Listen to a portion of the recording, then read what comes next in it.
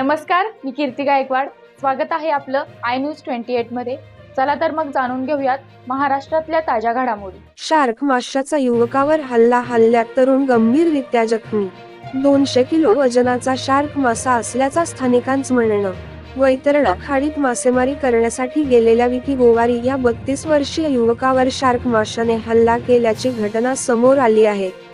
पालघर तालुक्यातील मनोर येथील silent hotel जवळील वैतरणा खाडीत हा तरुण मासेमारी करण्यासाठी गेला होता.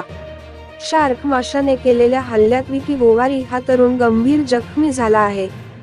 या हल्ल्यात तरुणाचा पाय जवळपास 1.5 फूट कुरतडला आहे. त्यातून मोठ्या प्रमाणात रक्तस्राव झाल्याने हा तरुण बेशुद्ध पडला. उपचारासाठी मनोर रुग्णालयात दाखल करण्यात आले. मनोर रुग्णालयात प्राथमिक उपचार करून त्याला सेलवासा येथील विनोबा भावे रुग्णालयात दाखल करण्यात आले आहे.